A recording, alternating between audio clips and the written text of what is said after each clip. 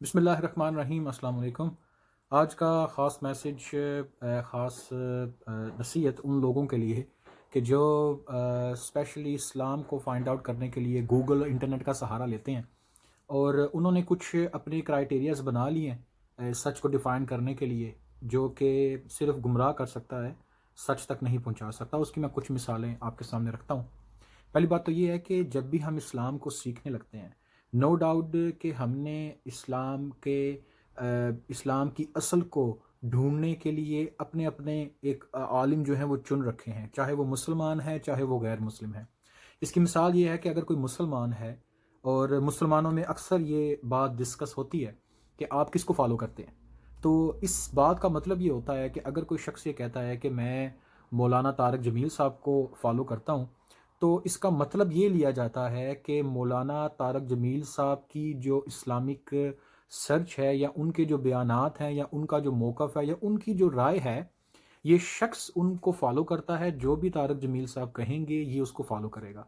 اور اس میں مزید ایک ایکسٹریمزم تب آتی ہے کہ جب ایک عالم جس کو کوئی شخص فالو کرے، اور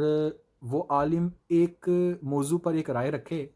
اور کچھ عرصے کے بعد وہ اس موضوع پر دوسری رائے لے آئے، تو جو اس کو فالو کرتا ہے وہ بلائنڈلی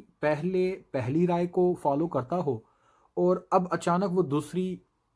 جو ہے رائے پر بلائنڈلی بھروسہ کرنے لگ جائے، ایمان لانے لگ جائے، تو یہ گمراہی کی نشانی ہوتی ہے۔ یہ علماء کرام نے اس پر کتابیں بھی لکھی ہیں کہ اسلام کو اسٹڈی کرنے کے لیے بے شک آپ، یہ پہلی بات تو یہ کہ یہ کویسچن جو ہے کہ آپ کس کو فالو کرتے ہیں، ہم مذہب اسلام کو فالو کرتے ہیں، اور اس میں بھی کوئی حرج نہیں کہ کوئی شخص یہ کہتا ہے کہ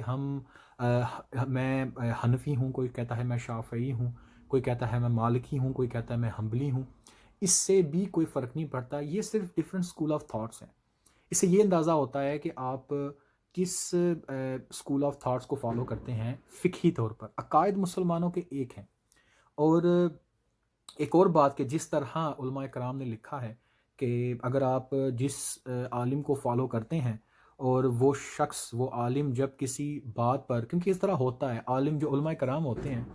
وہ جو آنیسٹ علماء کرام ہوتے ہیں، وہ دین کو اسٹڈی کرتے جاتے ہیں، اور دین اس کے ساتھ ساتھ ان کے عقائد، ان کے فقہی مسائل، ان میں تبدیلیاں یوں آتی جاتی ہیں۔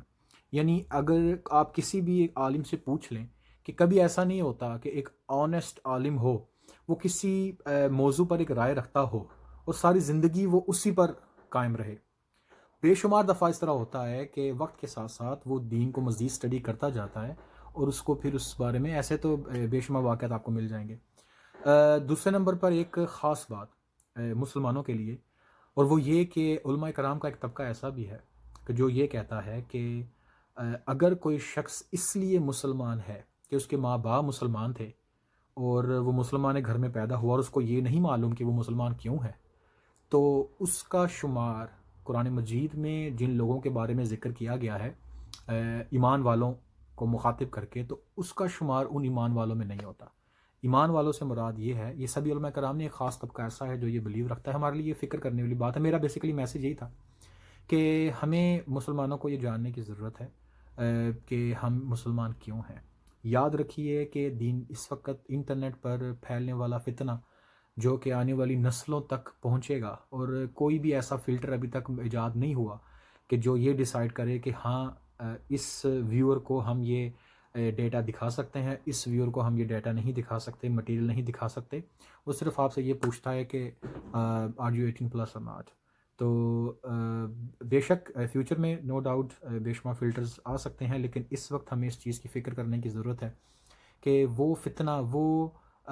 جو ہے اسلام دشمن لوگ جو اسلام کے بارے میں طرح طرح کی باتیں بنا کر انٹرنیٹ پہ پھیلاتے ہیں، ہم نے اس کا مقابلہ کیسے کرنا ہے۔ اللہ تعالیٰ ہمیں ہدایت دے۔ السلام علیکم۔